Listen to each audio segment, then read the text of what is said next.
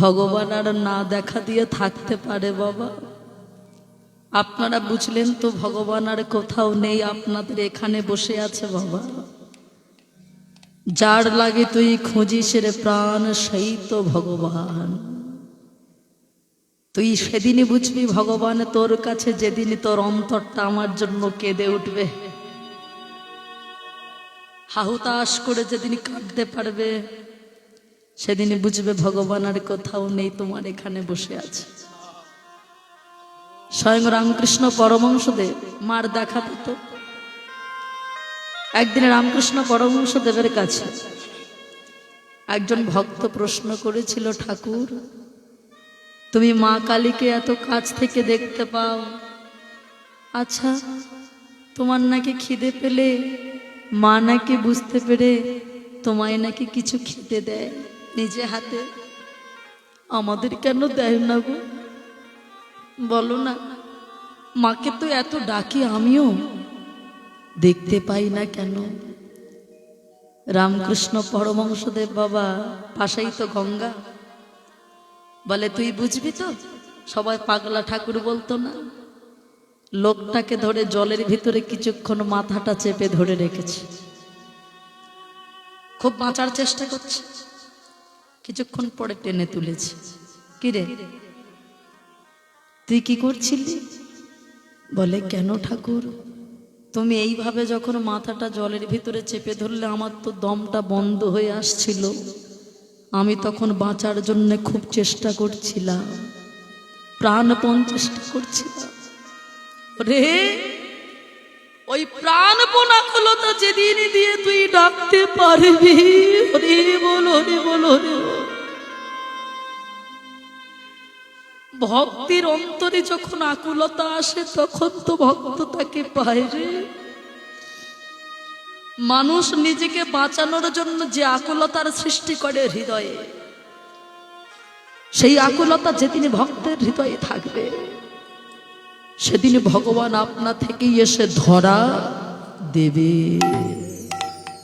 তাই বাবা যতবার পারবেন কাঁদুন, কৃষ্ণ নামে যত পারেন কাঁদুন, যত কাঁদবেন আপনার মতো ভাগ্যবান আর কেউ হবে না বাবা। অনেকে ব্যক্তি আছে কিছুতেই অন্তর যদিও কাঁদে, নয়ন থেকে জল আসে না।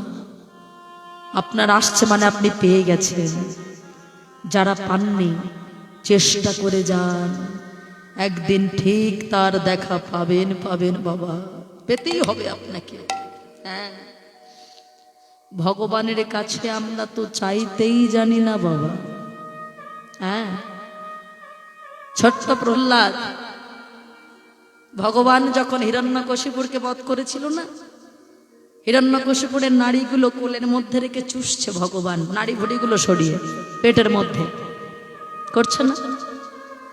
প্রহ্লাদ বলল, একি ঠাকুর, তুমি আমার বাবার নাড়ি ভুড়ি খাচ্ছ, রক্ত খাচ্ছ, সবাই যে বলে ভগবান কখনো কাউকে মারে না, রক্ত খায় না, তুমি কেন খাচ্ছ? ভগবান নরসিংহ রূপ ধরে প্রহ্লাদকে কোলের মধ্যে নিয়েছে। ও প্রহ্লাদ, আমি তোর বাবার রক্তটা খাইনি রে, শিরাগুলো চুষে চুষে দেখছি না, কোন শিরা কোন ধমনীতে কৃষ্ণ নাম ধ্বনিত হচ্ছে, না হলে তোর মতো কৃষ্ণ ভক্ত সন্তান কি করে জন্ম নিল রে? তাই গৌর হরি। প্রহ্লাদ, তুই আমার কাছে কি চাস বল? তুই কি রাজা হতে চাস? তুই যদি চাস আমি রাজা বানিয়ে দেব। তুই কি দেবতাদের মধ্যে রাজা হতে চাস? আমি বানিয়ে দেব। তুই কি বড় ধনী হতে চাস? আমি বানিয়ে দেব। কি চাইলো জানেন দয়াময়? আমি কি চাইব? তুমি যদি পৃথিবীর সবটুকু আমার কাছে এনে দাও, এরপরে আর কিছু চাওয়ার থাকে? যাকে পেলে পরে আর কিচ্ছু লাগে না, সে তো আমার কাছেই আছে, আমি আর কোথায় চাই? প্রহ্লাদ সবাই আমার এই রূপটা দেখে ভয় পাচ্ছে, তুই পাচ্ছিস না? ভয়াময়। মানুষ যখন ভয় পায় তখন তোমায় ডাকে। আচ্ছা, তোমাকে দেখে যদি ভয় লাগে, আমি এখন কাকে ডাকবো দয়াময়? বাবা, এমনি তারা ভক্ত হয়নি গো, এমনি ভক্ত নয়। বলি রাজা করেছিল তো, এই প্রহ্লাদের নাতি বলি রাজা। বলি রাজাকে পরীক্ষা করেছিল, ভগবান নিজে গিয়েছিল। বলি রাজার কাছ থেকে কি নিয়েছিল? স্বর্গ মর্ত পাতাল সব দিয়েছিল বাবা, কিন্তু একটা জিনিস চেয়েছিল, বলি রাজা আমি তোমার কাছ থেকে স্বর্গ নিলাম, মর্ত নিলাম, পাতাল নিলাম, সব নিলাম, কিন্তু একটি চরণে স্বর্গ মর্ত, একটি চরণে পাতাল দিয়েছি, বলো আর একটা চরণ কোথায় দেব? বলি রাজার স্ত্রী বিন্ধ্যা দেবী এসেছিল বাবা। সংসার সুখী হয় রমণীর গুণে। আমার মায়েরা কৃষ্ণ নামে কাঁদতে জানে, তার মানে সংসার সুখের বাবা। কত বড় শিক্ষা দেখুন বাবা। বলি রাজা ভাবছে আমার আর কিচ্ছু বোধহয় দেওয়ার নেই। বিন্ধ্যা দেবী বলে বসলো, স্বামী তোমার কাছে এখনো 3.5 বিঘা জমিটা পড়ে আছে, ওইটা দাও। 3.5 বিঘা জমি কোথায়? তাড়াতাড়ি বুকটায় হাত দিয়েছে। স্বামী গো, এটা দিতে পেরেছে? এই যে তোমার 3.5 বিঘা জমি, যতক্ষণ না মানুষ এটা না দিতে জানবে, ভগবানের কৃপা হবে না।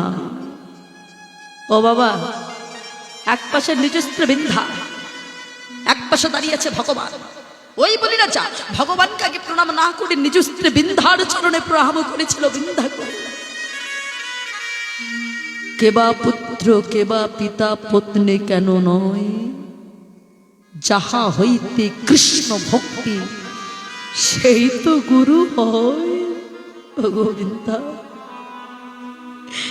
কৃষ্ণ প্রেমে কাকে বলে, ভক্তি কাকে বলে, তোমাকে না দেখলে আমার জানা হতো না। নিজে বাবা বিন্ধ্যার চরণে প্রণাম করে ভগবানের সম্মুখে যেই না মাথাটা পেতে দিলেন, অমনি সমন দমনকারী ভগবান বলি রাজার মস্তকের উপরে পা তুলে দিলেন। বলি রাজা আমি তোমার কাছ থেকে স্বর্গ নিলাম, ভগবান বলছে, মর্ত নিলাম, পাতাল নিলাম, তোমাকেও নিলাম। বলো তুমি আমার কাছে যে কোনো একটা জিনিস চাও, আমি তোমায় ফেরত দেব। কারণ ভক্ত সারা জীবন আমায় দিয়ে যাবে তা তো হতে পারে না।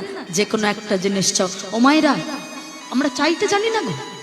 ঠাকুরের কাছে প্রণাম করে আমরা চাই, ঠাকুর তুমি সুখ দাও, শান্তি দাও, আনন্দ দাও, বাড়ি দাও, গাড়ি দাও, ছেলে দাও, মেয়ে দাও, শুধু দাও দাও। আমরা চাইতে জানি না।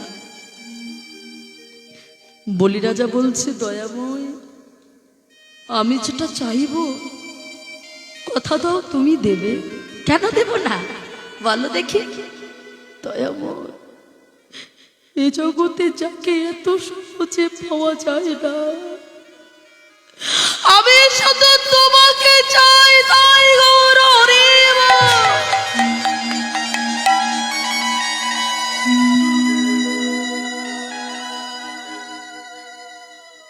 ভারী মজার ব্যাপার তো, খুব চালাক তুমি না? সবটা তুমি আমায় দিয়ে এখন তুমি আমাকে নিয়ে নিলে। কারোর নামে সম্পত্তি লিখিয়ে দিয়ে যদি তাকে আবার নিজের লোক করে নেওয়া হয়, তাহলে সবটা তার থাকে না।